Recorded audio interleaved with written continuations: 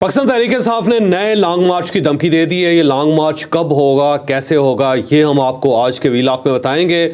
और इसके साथ साथ पाकिस्तान तहरीक-ए-इंसाफ की जो क़यादत है उसके अंदर रीशफलिंग हो रही है, कौन कहाँ जा रहा है और किसको हटाया जा रहा है, ये भी आपको इसी वीलॉग में बताया जाएगा। और कैबिनेट के अंदर, खैबर पख्तूनख्वा की कैबिनेट के अंदर से कुछ वज़ीर ऐसे हैं जिनको ख़त्म किया जा रहा है। ख़त्म करने से मतलब ये नहीं है कि दुनिया से रुखसत किया जा रहा है, लेकिन उनकी वजारतें ख़तरे में पड़ गई हैं। ये कौन लोग हो सकते हैं, ये भी हम आपको आज के वीलॉग में बताएंगे।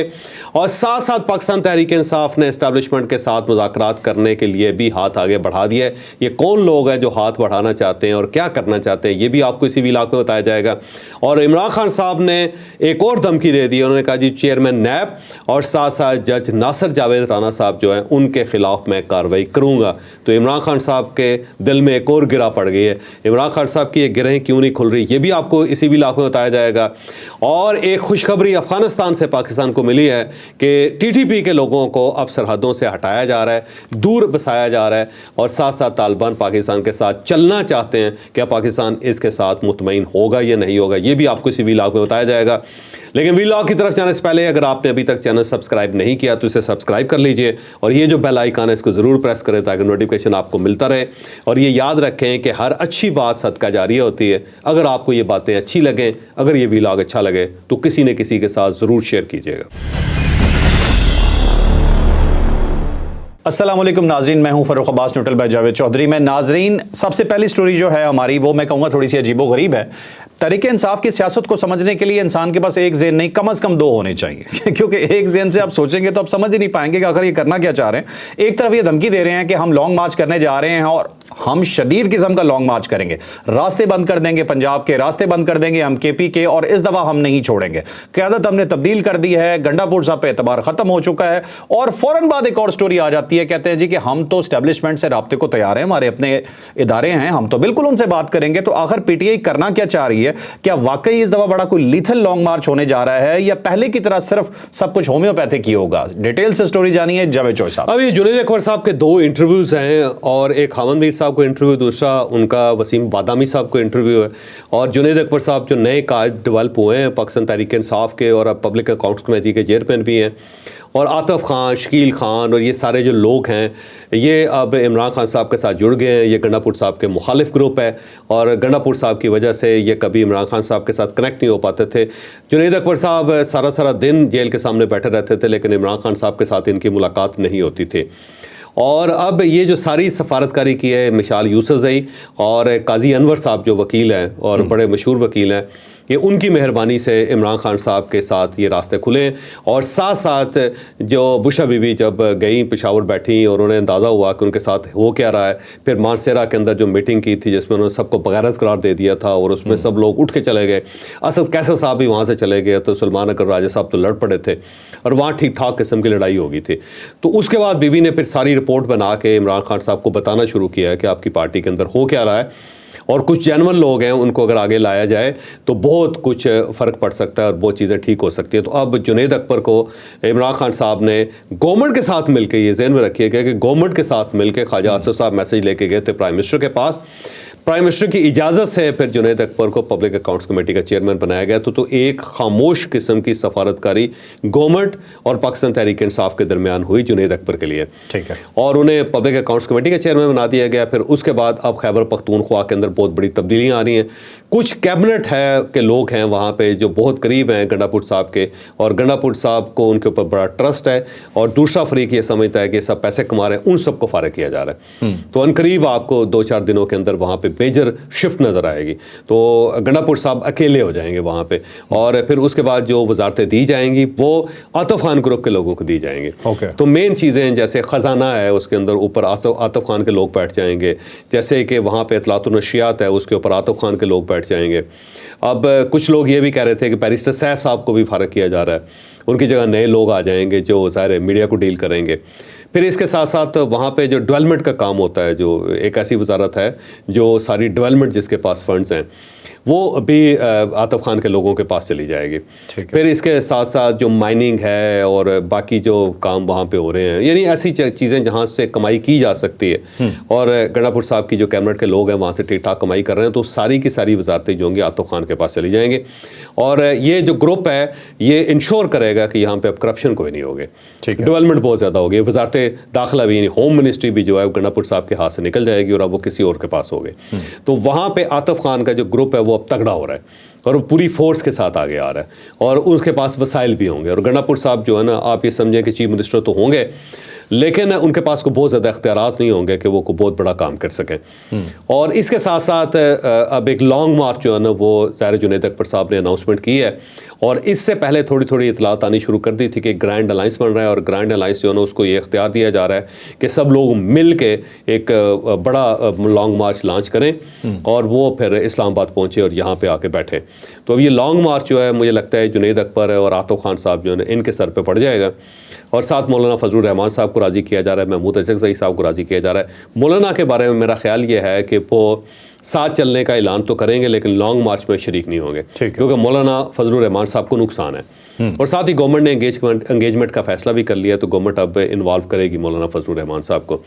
दूसरी साइड पे बिलावल साहब भी नाराज़ है गवर्नमेंट के साथ, तो ये बड़ा नाजुक सा वक्त है गवर्नमेंट के साथ। इस वक्त गवर्नमेंट कैसे बिलावल भुट्टो साहब को राज़ी करेगी, आसफ अली ज़रदारी साहब को कैसे करेगी। और इस दौरान एक मलक रियाज साहब का फैक्टर है, वो भी ज़हन में रखें आप कि एक साइड पर मलक रियाज साहब के साथ जो है ना बहुत कुछ करने लगी है रियासत और मुझे लगता है शायद उनका रेड वारंट भी जारी हो जाए और वहाँ पर ज़ाहिर उनके खिलाफ कार्रवाइयाँ स्टार्ट हो जाएंगी। नैब ने रेफरेंसेस वगैरह तैयार कर लिए हैं और वो आने शुरू हो जाएंगे और उससे ज़ाहिर पाकिस्तान पीपल्स पार्टी हर्ट होगी। पाकिस्तान पीपल्स पार्टी गवर्नमेंट के साथ थोड़ा सा डिस्टेंस पे जाएगी, इस्टेब्लिशमेंट के साथ भी डिस्टेंस पे जाएगी। और इस वक्त जब लॉन्ग मार्च का ऐलान हो रहा है, मौलाना फजलुर रहमान साहब जो हैं वो ज़ाहिर गवर्नमेंट से नाराज़ हैं, साथ बिलावल भुट्टो साहब, आसफ अली ज़रदारी साहब कराची जाके बैठ जाते हैं, तो गवर्नमेंट अकेली रह जाएगी। और एंगेजमेंट के लिए, मौलाना को राज़ी करने के लिए, बाकी लोगों के साथ बात करने के लिए मेरा ख्याल है आसफ अली ज़रदारी साहब फिर अवेलेबल नहीं होंगे, तो गवर्नमेंट के लिए बड़ा टफ टाइम आने वाला है। अब इसके साथ साथ लॉन्ग मार्च जो है वो उसकी मोडालिटीज़ क्या होंगी, कैसे स्टार्ट किया जाएगा, कहाँ से चलेगा, कहाँ आके रुकेगा, कितना अर्सा बैठेगा, ये बहुत बड़ा सवाल है और नई जो क़यादत है उसका टेस्ट भी इसमें होगा। अब साथ जुनैद अकबर साहब ये भी ऐलान कर रहे हैं कि जनाब ये जो होम्योपैथिक क़यादत है ना, होम्योपैथिक क़यादत कौन कौन सी इनकी, गौहर खान साहब हैं, उनको कहते हैं कि होम्योपैथिक डॉक्टर हैं कि जो स्लोली इलाज करते रहते हैं। सलमान अकरम राजा साहब हैं, स्लोली इलाज करने वाले। वकास अकरम साहब हैं, स्लोली इलाज करने वाले, साथ गंडापुर साहब के साथ चलने वाले। गंडापुर साहब हैं, बहुत बड़क बारते अंदर, वो आराम से बैठ जाते हैं। तो इन सब को उन्होंने साइड पे कर दिया। जुनैद अकबर साहब कह रहे हैं कि हमने इनको साइड पे कर दिया। तो साइड से मतलब यही है कि कुर्सियों पे बैठेंगे, सीट वार्मर के तौर पे काम करेंगे, लेकिन इनमें से कोई शख्स ऐसा नहीं होगा कि जिसके पास एक्टिव इख्तियारात हो। तो अब जो कुछ भी करेंगे ये नए लोग करेंगे। तो इमरान खान साहब ने मेरा ख्याल है अपनी पार्टी जो है उसका स्ट्रक्चर चेंज कर दिया और अब वो ये समझते हैं कि हमें आगे बढ़ना चाहिए। और वो जुनैद अकबर साहब को इमरान खान साहब ने ये भी कह दिया कि मैं प्राइम मिनिस्टर नहीं बनना चाहता, मैं उससे आगे निकल गया हूँ। अब ये उससे आगे निकलना पता नहीं वो क्या करना चाहते हैं, शायद कोई नए कायदे में बनना चाहते हैं, कोई नया मुल्क बनाना चाहते हैं, कोई बानी बनना चाहते हैं पूरे पाकिस्तान का, क्या करना चाहते हैं ये मुझे अंदाज़ा नहीं है कि वो क्या करना चाहते हैं।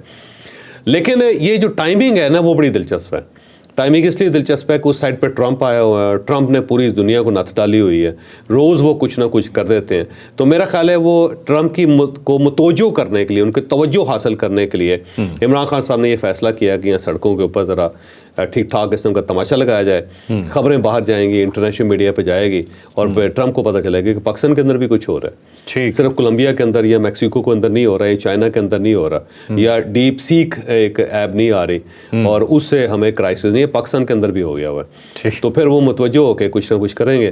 तो मेरा ख्याल है इमरान खान साहब ने अलार्म बजाने के लिए, घंटी बजाने के लिए, उनको मुतवज्जो करने के लिए ये काम शुरू कर दिया। तो ये शायद 8 फरवरी को ये स्टार्ट करेंगे। लगता है कि 8 फरवरी को अनाउंसमेंट हो जाएगी, या क्योंकि ज़ाहिर 8 अगर ये इन्होंने करना होता लॉन्ग मार्च तो अभी ये कर देते। 8 फरवरी को हो सकता है ये अनाउंसमेंट करें, क्योंकि 8-9 दिन रह गए तो इतनी जल्दी डिज़ाइन नहीं कर सकेगी। जुनैद अकबर साहब भी कह रहे हैं भाई हम तैयारी करेंगे, सबको एंगेज करेंगे, बात करेंगे सबसे, और साइड 2 दिन है वो कहते हैं मई में करेंगे, ये अब करेंगे, क्योंकि अभी ये अब नहीं करते ना तो आगे तो रमज़ान आ रहा है। ठीक है, तो रमज़ान में कैसे करेंगे, रमज़ान के बाद ही हो सकेगा फिर। ठीक है। चौधरी साहब एक चीज़ मुझे ये बताइएगा कि ये गंडापुर साहब के साथ क्या होने जा रहा है कि उनकी तो पूरी रिजीम को फारिग किया जा रहा है, जुनैद अकबर साहब को पीटीआई का सदर बनाया गया था केपी का, लेकिन वो पार्टी का सदर था। लेकिन ये तो ऐसा लग रहा है कि वज़ीर-ए-आला के इख्तियारात भी आहिस्ता आहिस्ता इनकी तरफ शिफ्ट कर रहे हैं। अब देखिए, जो वज़ीर-ए-आला है ना, उसके पास तो कोई इख्तियार नहीं होता, ये याद रखें। इख्तियार कैबिनेट के पास होता है, यानी वुज़रा के पास होता है। अब ये जो वुज़रा के पास इख्तियार है, अगर आप वज़ीर बदल देंगे तो ऊपर एक चीफ मिनिस्टर बैठा हुआ है, तो बैठा रहे। उसकी टीम तो फारिग होगी, टीम तो फारिग होगी, काम तो टीम ने करना है ना। और दूसरा फंड्स तो टीम के पास है ना। हाँ, ये एस्टेब्लिशमेंट से जो कह रहे हैं, मैं बात करूंगा, हमारे अपने इदारे हैं, यही दूसरा रूप दिखा रहे हैं जुनैद अकबर साहब। ये क्या है? ये साथ ही ज़ाहिर है वही पॉलिसी है इमरान खान साहब की कि एक साइड से मुक्का दिखाएं, दूसरी साइड पे कहें अस्सलाम वालेकुम। ये है सर,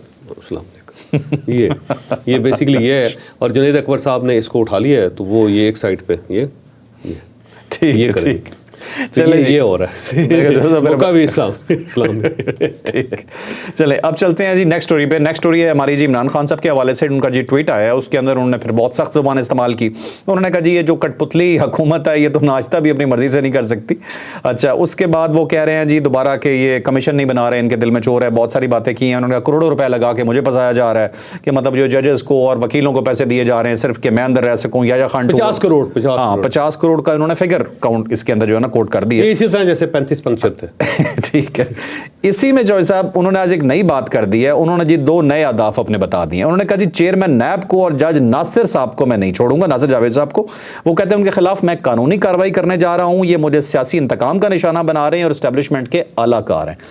ये क्या हो रहा है? अब देखिए, वो इमरान खान साहब का ये तरीका कार है कि पहले जब वो ज़ाहिर है वो जो चीफ इलेक्शन कमिश्नर थे उनके पीछे लगे हुए, तो किसी न किसी हदफ के पीछे लगते रहते हैं और उनका नाम बगाड़ देते हैं। फिर उसके बाद उनकी ट्रोलिंग करना शुरू कर देते हैं कि जी डिस्टर्ब हो जाएगा। डिस्टर्ब करते भी हैं, इसमें कोई शक नहीं है। तो अब वो पुराने टारगेट तो उनके भुगत के हैं सारे। काजी फायज़िसा साहब चले गए हुए हैं। अब ये जो सिकंदर सुल्तान राजा साहब हैं वो रिटायर हो गए हुए हैं। अब वो ज़ाहिर उनको अंदाज़ा है कि घर चले ही जाएंगे सर। अब नए टारगेट चाहिए उनको। तो नए टारगेट उनके 2 शख्सियात हैं। एक जज हैं जो ज़ाहिर है जिन्होंने को सज़ा दी 190 मिलियन पाउंड में। तो इमरान खान साहब का ख्याल था कि सज़ा नहीं देनी चाहिए जज साहब को। ठीक है, उन्होंने 100 हेयरिंग कर ली है, 106 हेयरिंग्स कर ली हैं। वो भी खुश है, मैं भी खुश हूँ। और साथ साथ रोज़ाना कह रहे थे कि सज़ा सुनाएं, सज़ा सुनाएं, सज़ा सुनाएं। पाकिस्तान तहरीक इंसाफ कहती थी दें सज़ा अगर मर्द के बच्चे हैं तो, हैं। और ये कहते जल्दी करें। और अल्टीमेटली उन्होंने फिर कर दिया फैसला। तो उसके बाद उन्होंने कहा तुम्हारी ऐसी तैसी, तुम बंदे ठीक नहीं हो। तो अभी उनके खिलाफ कंपेन चलाने के लगे। और जो जनरल नज़ीर भट्ट साहब हैं जो ज़ाहिर से चेयरमैन नैब हैं, तो वो क्या कर सकते हैं? यहाँ पे कानून ही बदल गया हुआ है सारा, पार्लियामेंट ने कानून ही बदल दिया हुआ है। तो वो क्या करें, है ना। दूसरा ये है कि केस तो ज़ाहिर है जनरल नज़ीर भट्ट के आने से पहले का बना हुआ था, है ना। और 190 मिलियन पाउंड का इशू तो किस वक्त से चल रहा था। दूसरा ये है कि जो आपको अब मुक्के याद आ रहे हैं तो आपको पहले करने चाहिए थे ना। वो अगर एक एग्रीमेंट हुआ था मलिक साहब का वहाँ पे NCA के साथ, और उसके अंदर उन्होंने कहा था जी कि जो पैसे हैं वो सुप्रीम कोर्ट ऑफ पाकिस्तान के अकाउंट में जमा करवा देते। पहले कह देते आपने, इतना केस चला है, किसी जगह पे पाकिस्तान तहरीक इंसाफ ने ये व्यू नहीं लिया, ना उनके वकला ने लिया, ना उनके खुद लिया इमरान खान साहब ने। उसके बाद जाके उनको याद आया। तो अब उसका क्या फ़ायदा? केस बुरी तरह लड़ा, कैबिनेट के अंदर फैसला गलत किया, हाइड करते रहे चीज़ों को। शहजाद अकबर साहब जो बहुत कुछ खींच खाँच के चले गए सर। फराह गोगी जो है ना वो पैसे खा गई आपके। तो बहुत सारी चीज़ें जो थी आपकी गलतियां थी, आपको नहीं करना चाहिए था। मुझे बताएं पाकिस्तान की हिस्ट्री में इससे पहले कोई इस टाइप का काम हुआ है कि कैबिनेट ने इस तरह के लफाफे के ऊपर फैसला कर दिया हो और NCA के पैसे जो है ना उन्होंने इस तरह किए। तो मेरा ख्याल है कि इमरान खान साहब को चाहिए था कि इन चीज़ों को सोचते देखते, गलतियाँ आपकी हैं तो उसके अंदर चेयरमैन नैब का क्या कसूर है? ठीक है, क्योंकि हेड ऑफ स्टेट की सारी जिम्मेदारी बनेगी ना, क्योंकि नीचे अगर करप्शन भी हो रही है तो उसे कंट्रोल आप ही नहीं करना, आपने करना था। हाँ, यूनिवर्सिटी बनानी थी तो वो मलिक रियाज साहब से ज़मीन लेके यूनिवर्सिटी बनाने की क्या ज़रूरत थी, खुद ही ले लेते आप। और ज़मीन जो थी वो ट्रांसफ़र भी बड़े बड़े दिलचस्प तरीके से हुई कि पहले किसकी नाम, फिर उसके बाद आगे, फिर उसके बाद आगे। बहुत सारी चीज़ें हैं ना, गलतियाँ तो उनकी है ना जी। ठीक। और इन गलतियों की वजह से जो सबसे ज़्यादा लॉस हुआ है वो मलिक रियाज का हुआ है। ऑनेस्टली मैं कहूँ कि मलिक रियाज देखें ना, वो एक वाकई ही एक रियल स्टेट टाइकून है जिसने पाकिस्तान के अंदर रियल स्टेट इंडस्ट्री को डेवलप किया और बड़ा कंट्रीब्यूशन है जी उस बंदे का। उसने पूरी स्ट्रक्चर बदल के रख दिया पाकिस्तान का। और अगर उनके ये पॉलिटिकल अफेयर्स ना होते तो इस जैसा बंदा मेरा नहीं ख्याल कि पाकिस्तान में इससे पहले था को बिजनेस में। और उसका भी आपने मुकम्मल तौर पे बेड़ा गर्क कर दी। इस स्केल पे काम किसी ने नहीं किया, किसी ने किया, तब बेड़ा गर्क कर दिया ना जी उनका हर जगह पे फंसा दिया उनको और ख्वार कर दिया। अब वो दुबई के अंदर बैठे हुए हैं, अब वो बीमार हैं, नैब उनके खिलाफ कार्रवाई स्टार्ट करने लगा है। तो देखें सबसे ज़्यादा कैजुअलिटी तो उस बंदे की हुई ना जी, और इन्हीं चीज़ों की वजह से हुई। तो खान साहब ना करते, अपने आप को बचा लेते, अपनी फैमिली को बचा लेते सारे क्राइसिस से, ना किसी लोगों के काबू आते, ना शहजाद अकबर साहब की बातों में आते, ना फराह गोगी की बातों में आते, और उन सब ने इमरान खान साहब को बर्बाद कर दिया। अब 14 साल कैद हुई हुई है, बुशरा बीपी जो है ना उनको सजा हुई हुई है, 7 मलक रियाज का बेड़ा गर्क कर दिया। ठीक है, और शहजाद अकबर साहब ने अरबों रुपए खाए। शहजाद अकबर साहब, देखिए मुझे इसके बारे में पता नहीं है, मैं ऑनेस्टली आपको कहूँ, लेकिन जिस तरह वो भागे हुए हैं ना, डेफिनेटली कोई ना कोई चीज़ तो होगी। और शहजाद अकबर साहब जो बार बार जाके लंदन के अंदर इस सारे मामले में पड़े हुए थे, तो कुछ ना कुछ तो गेन होगा ना उनका, वैसे तो नहीं कर रहे होंगे। ठीक है। अच्छा जो साहब आखिरी एक इनका जुमला है, वो कहते हैं केपी सबसे ज़्यादा तरक्की कर रहा है और वाहिद सूबा जो खसारा नहीं कर रहा, तो तरक्की याफ्ता कह रहे हैं वो केपी को। मेरा ख्याल है वो जेल के अंदर बैठे हुए, उनको जो बताया जाता है वो यकीन कर लेते हैं। उन्हें चाहिए कि सर्वे करवा लें, वहाँ पे देख लें सूरत क्या है। केपी पाकिस्तान का वाहिद सूबा है जिसके अंदर पुलिस हड़ताल कर देती। चले नाज़रीन, अब चलते हैं अपनी आखिरी स्टोरी की तरफ। आखिरी स्टोरी हमारी जी पाकिस्तान के लिए बहुत पॉजिटिव स्टोरी है। ऐसा लग रहा है कि जैसे तालिबान ने हथियार डाल दिए और वो पाकिस्तान के आगे अब ये चाहते हैं कि पाकिस्तान उनसे सुलह कर ले और पाकिस्तान के ताल्लुकात थोड़े से बेहतर हो जाएं। एक मुल्क है जहाँ पे स्पेशली ये डेलीगेशन गया और पाकिस्तान की तरफ से भी वहाँ डेलीगेशन मौजूद था और वहाँ पर उन्होंने कोशिश की कि मामलात को सुलझाया जाए। मामलात को किस तरह से सुलझाया जा रहा है ये भी आपको स्टोरी में बताएंगे, और ये भी बताएंगे कि पाकिस्तान उन कोशिशों से मुतमईन हो रहा है या नहीं हो रहा। और तीसरा एक अहम फैक्टर आपको इसमें यह बताएंगे कि तालिबान की हुकूमत की आपस में लड़ाई हो चुकी है। जो उनके सुप्रीम कमांडर हैं वो अपने वज़रा को फारिग कर रहे हैं और गिरफ्तारियों का हुक्म दे रहे हैं। ये पूरी डिटेल से स्टोरी आपको बताएंगे जावेद चौधरी साहब। अब देखिए यूएई के अंदर इनके डायलॉग हुए हैं, और यूएई के डायलॉग इसलिए भी हुए हैं कि यूएई को पाकिस्तान ने कहा था कि आप दरमियान में आए, और जो तालिबान है वो यूएई की इज्जत भी करते हैं क्योंकि बहुत सारे लोगों के पैसे वहाँ पे लगे हुए हैं। तो उनको पता है कि अगर कोई गड़बड़ होगी तो हमारे पैसे वहाँ पे मारे जाएंगे, क्योंकि ज़ाहिर है जितनी इन्वेस्टमेंट्स है जहाँ पे फैमिलीज वहाँ रह रही है, पाकिस्तान के अंदर रह रही है, यूएई के अंदर रह रही है, कतर के अंदर रह रहे हैं, यही जगह है ना जी। तो चाइनीज़ से पहले इन्वॉल्व हुए, लेकिन चाइनीज़ के ऊपर खुद अटैक शुरू हो गए और वहाँ पे वो बड़े नाराज़ हुए तालिबान के साथ, और फिर मुसलमान भाइयों को डाला गया। तो ये एक पुराना फार्मूला है। बहुत पहले जब एंगेजमेंट हुई थी अफ़गानिस्तान के अंदर, तो उस वक्त तालिबान गवर्नमेंट ऑफ पाकिस्तान से ये कहा था कि आप हमें कोई 10-11 अरब रुपए मांगे थे कि आप इतने दे दें, तो हम इन सब को दूर ले जाते हैं सरहदों से ही, क्योंकि 3 सूबों के अंदर है ना ये सब लोग, कुन्नड़ में बैठे हुए हैं, और उसके साथ पिक्तिया के अंदर बैठे हुए हैं, फिर खोस्त के अंदर बैठे हुए हैं। तो इनके कैंप्स जो है ना 3 जगहों पे और सरहद के बिल्कुल साथ हैं, और वहाँ से ये बड़ी आसानी से इधर आ जाते हैं, कभी उधर आ जाते हैं, और इनके अपने ट्राइबल रिलेशंस बहुत ज़्यादा तगड़े हैं। तो हुकूमत पाकिस्तान इनको कह रही थी कि इनको यहाँ से निकालें और दूर या सेंटर में ले जाएं या फिर इनको दूर जाके आबाद करें। ठीक है। इससे पहले अमेरिकन ने दाइश को करवाया था इनसे, तालिबान से, और साथ चाइनीज़ ने करवाया था, क्योंकि जो चाइना सिंकियांग के लिए जो प्रॉब्लम बढ़ रहे थे वो भी बॉर्डर के ऊपर बैठे हुए थे। तो बहुत पैसे दिए चाइनीज़ ने और अमेरिकन ने भी पैसे दिए, तो इन्होंने दूर उनको सेटल किया, लेकिन कुछ अरसे बाद वो वहाँ से दोबारा निकल के दोबारा सरहदों पे आ गए थे। तो एक पैसे का लेन देन जो था वो मुसलसल जारी है कि इनको रोकें, और वो कहते हैं और पैसे देते हैं, उनको दोबारा ले जाते हैं, और जब इनको पैसे चाहिए होते तो उनको दोबारा ले आते हैं एयरपोर्ट यहाँ पे बिल्कुल बॉर्डर के ऊपर। तो उस वक्त जब पाकिस्तान से कहा गया तो पाकिस्तान रेडी हो गया था। पाकिस्तान ने कहा ठीक है जी, पैसे दें और जान छुड़ाएं और इनको यहाँ से हटाएं, क्योंकि ये कोई 7-8 हज़ार लोग हैं जो वॉरियर्स हैं, जो लड़ रहे हैं, और जिन्होंने फितना अल ख्वारिज है, और बाकी उनकी फैमिलीज़ है, 35,000 के करीब ये लोग बनते हैं।